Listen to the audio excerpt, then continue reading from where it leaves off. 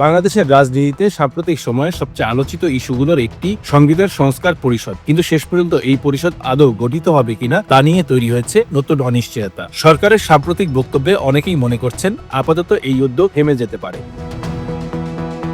2024 সালের 5 আগস্ট ক্ষমতাচ্যুত হয় শেখ হাসিনার সরকার। এরপর অন্তর্বর্তীকালীন সরকারের নেতৃত্ব দেন ডক্টর মোহাম্মদ ইউনূস। তার নেতৃত্বে গঠিত জাতীয় ঐকমত্য কমিশনের উদ্যোগে বিভিন্ন রাজনৈতিক দলের সঙ্গে ধারাবাহিক আলোচনার মাধ্যমে 2025 সালের 17 অক্টোবর স্বাক্ষরিত হয় জুলাই জাতীয় সনদ 2025।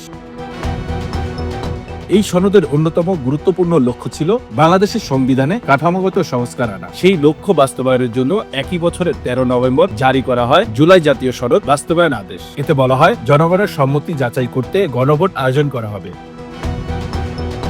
পরবর্তীতে 12 ফেব্রুয়ারি জাতীয় সংসদ নির্বাচনের দিনই অনুষ্ঠিত হয় সেই গণভোট। নির্বাচন কমিশনের ঘোষণা অনুযায়ী গণভোটে হ্যাঁ ভোট জয়ী হয়, অর্থাৎ জনগণের একটি বড় অংশ সংবিধান সংস্কারের প্রস্তাবের প্রতি সমর্থন জানিয়েছে বলে দাবি করা হয়। এই গণভোটের ফল অনুযায়ী পরিকল্পনা ছিল নির্বাচিত সংসদ সদস্যদের সমন্বয়ে একটি সংবিধান সংস্কার পরিষদ গঠন করা হবে। একই ব্যক্তিরা সংসদ সদস্য এবং সংস্কার পরিষদের সদস্য দুই ভূমিকায় দায়িত্ব পালন করবে।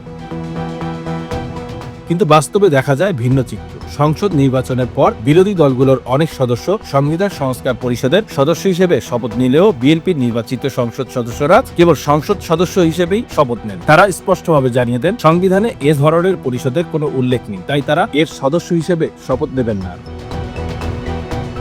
এরপরই বিষয়টি নিয়ে নতুন করে বিতর্ক শুরু হয়। নির্ধারিত সময়ের মধ্যে সংবিধান সংস্কার পরিষদের অধিবেশন আহ্বান করা হয়নি। সংসদে বিষয়টি উত্থাপন করেন বিরোধী দলীয় নেতা ও জামায়াতে ইসলামীর আমির ডক্টর শফিকুর রহমান। তিনি বলেন, জুলাই গণঅভ্যুত্থানের প্রেক্ষাপটে এই সংসদ গঠিত হয়েছে এবং রাষ্ট্রপতির আদেশ অনুযায়ী সংবিধান সংস্কার পরিষদের অধিবেশন আহ্বান করার কথা ছিল।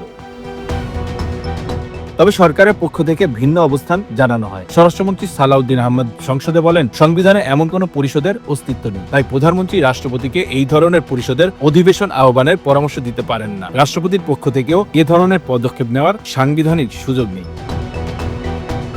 তিনি আরো বলেন, সংবিধান পরিবর্তনের মতো বিষয় কোনো আদেশ বা অধ্যাদেশ দিয়ে করা সম্ভব নয়। এজন্য সংসদে আলোচনার মাধ্যমে সংবিধান সংশোধন করতে হবে।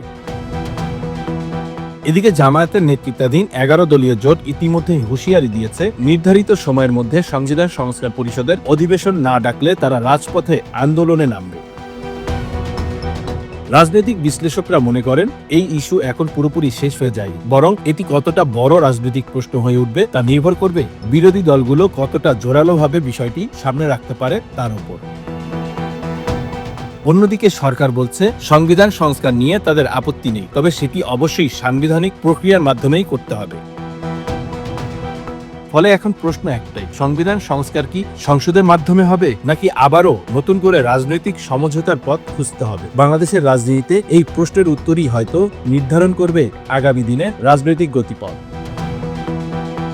Bangla affairs news desk.